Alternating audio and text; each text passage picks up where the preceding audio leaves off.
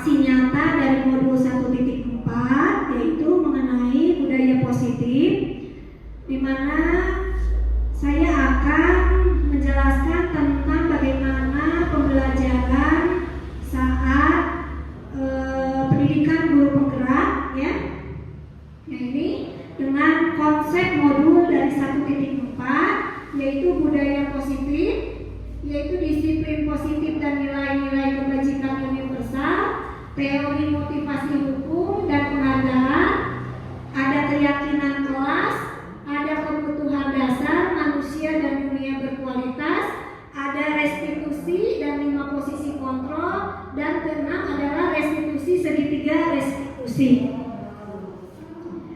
Nah, manajer adalah posisi di mana guru berbuat sesuatu bersama dengan murid, mempersilahkan murid mempertanggungjawabkan perilakunya, mendukung murid agar dapat menemukan solusi atas permasalahannya.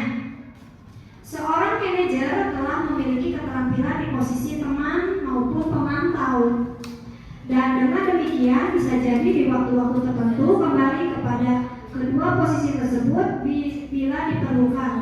Namun bila kita menginginkan murid-murid kita menjadi manusia yang merdeka, mandiri, dan bertanggung jawab, maka kita perlu mengacu kepada restitusi yang dapat menjadikan murid kita seorang manajer bagi dirinya sendiri. Di manajer, murid diajak untuk menganalisis kebutuhan dirinya maupun kebutuhan orang lain. Di sini penekanan bukan pada kemampuan membuat konsekuensi, namun dapat berkolaborasi dengan murid bagaimana memperbaiki kesalahan yang ada. Seorang manajer akan berkata seperti ini, apa yang kita yakini, berarti dikembalikan lagi ke keyakinan kelas. Apakah kamu meyakininya? Jika kamu meyakininya, apakah kamu bersedia memperbaikinya? Jika kamu memperbaiki ini, hal ini menunjukkan apa tentang dirimu? Apa rencana kamu untuk memperbaiki hal ini? Tugas seorang manajer bukan untuk mengatur perilaku seseorang. Kita membimbing murid untuk dapat mengatur dirinya. Seorang manajer bukan memisahkan murid dari kelompoknya, tapi mengembalikan murid tersebut ke kelompoknya dengan lebih baik dan kuat. Nah, menurut ibu bapak, dari 5 posisi kontrol, mana yang harus diterapkan di sekolah? So, posisi kontrol apa? Penghukum,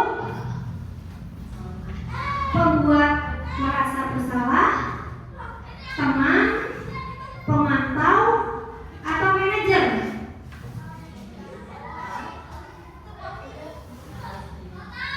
Ya, betul, manajer.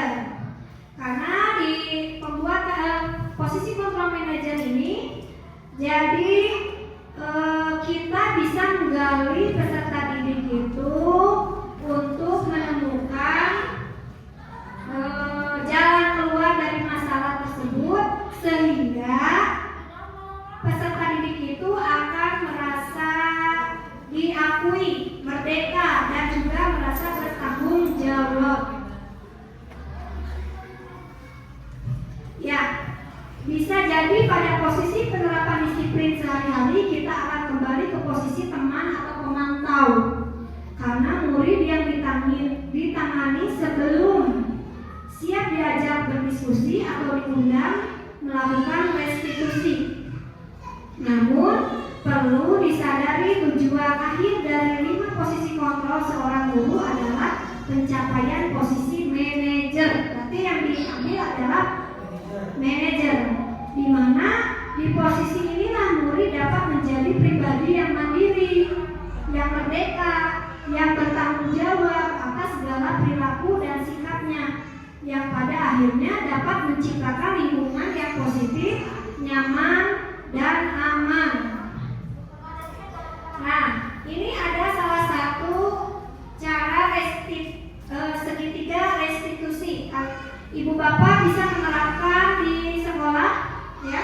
Saya pun sudah kemarin, yaitu segitiga restitusi ini, ya, proses di mana ada 3 tahapan.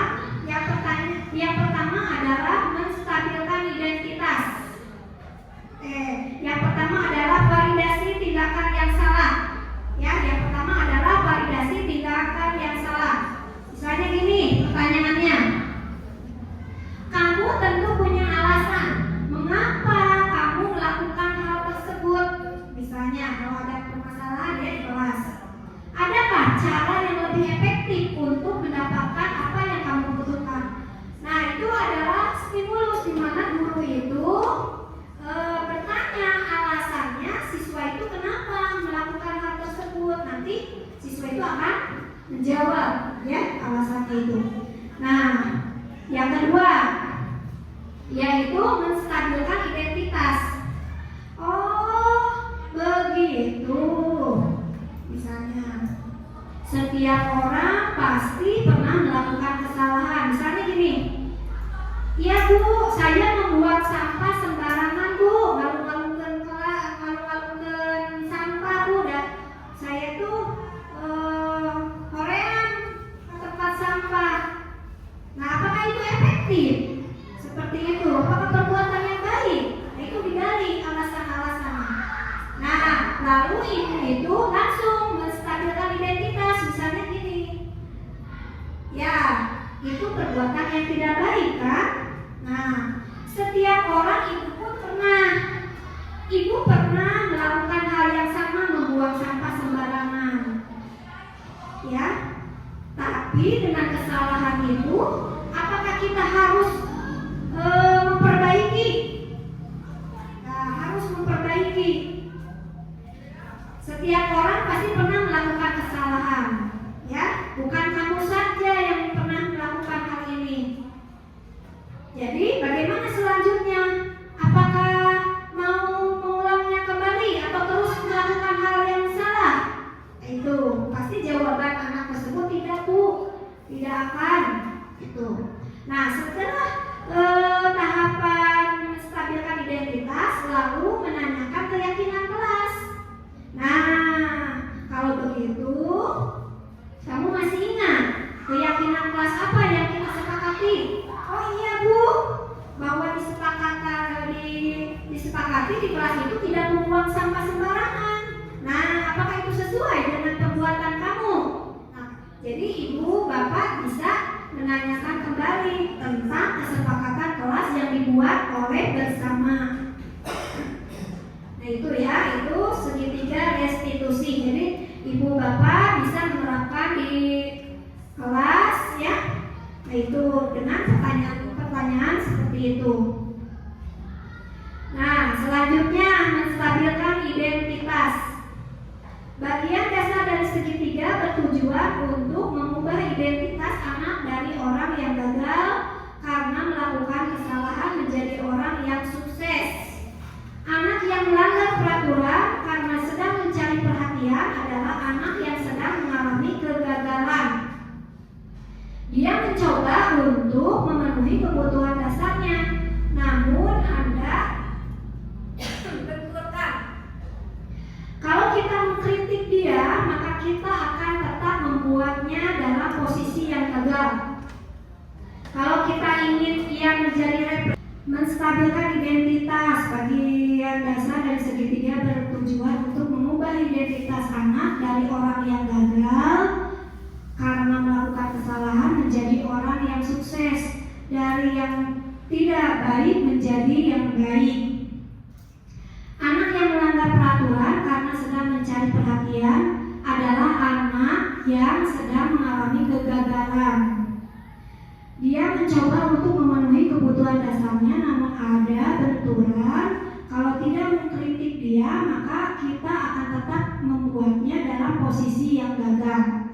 Kalau kita ingin ia menjadi reflektif, maka kita harus meyakinkan anak dengan cara mengatakan kalimat-kalimat seperti ini. Berbuat salah itu tidak apa-apa, Nak. ada manusia yang sempurna. Saya juga pernah melakukan kesalahan seperti itu. Kita bisa menyelesaikan ini. Bapak Ibu tidak tertarik mencari siapa yang salah, tapi Ibu ingin mencari solusi dari permasalahan ini. Kamu berhak merasa begitu. Apakah kamu sedang menjadi teman yang baik buat dirimu sendiri?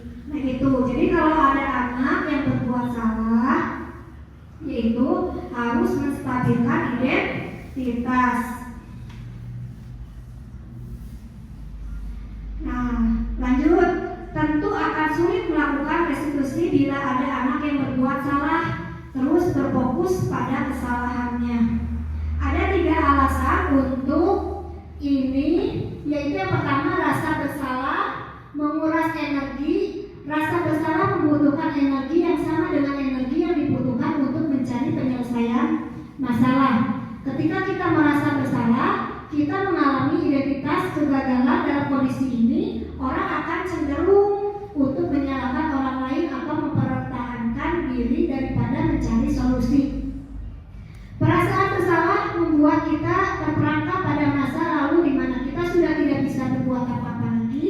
Kita hanya bisa mengontrol apa yang akan terjadi di masa kini dan di masa yang akan datang. Yang kedua yaitu validasi tindakan yang salah.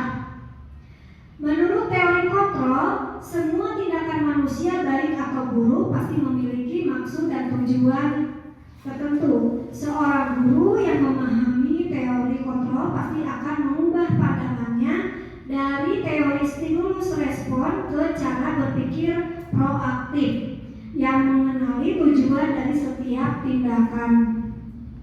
Kita mungkin tidak suka sikap seseorang anak yang terus-menerus merengek, menangis.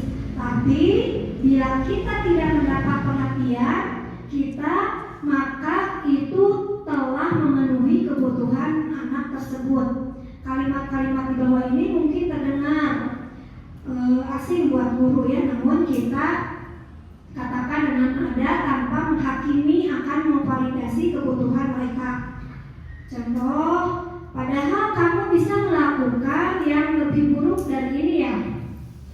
Kamu pasti punya alasan mengapa melakukan hal itu. Kamu patut bangga pada dirimu sendiri karena kamu telah melindungi sesuatu yang penting buatmu. Kamu boleh mempertahankan sikap itu, tapi kamu harus menambahkan sikap yang baru. Restitusi tidak menyarankan guru bicara ke murid bahwa melanggar aturan adalah sikap yang baik. Tapi dalam restitusi guru harus memahami alasannya dan paham bahwa setiap orang pasti akan melakukan yang terbaik di waktu tertentu.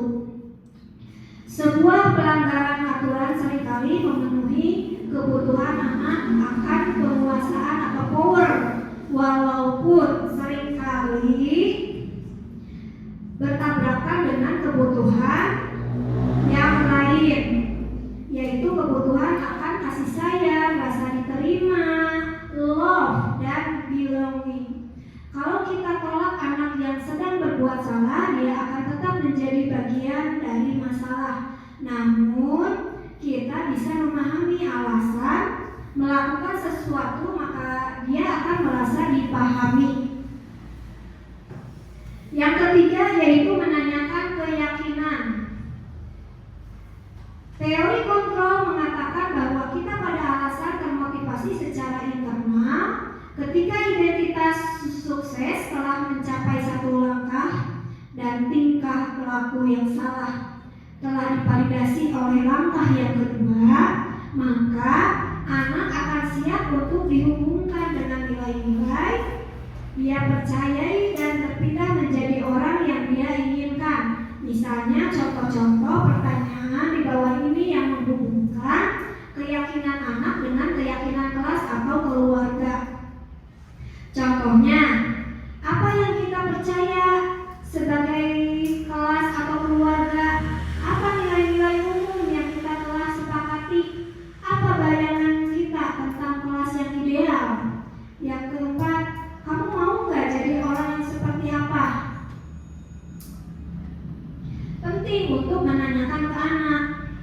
kehidupan seperti apa nantinya yang kamu inginkan. Apakah kamu ingin menjadi orang yang sukses, bertanggung jawab, atau bisa dipercaya?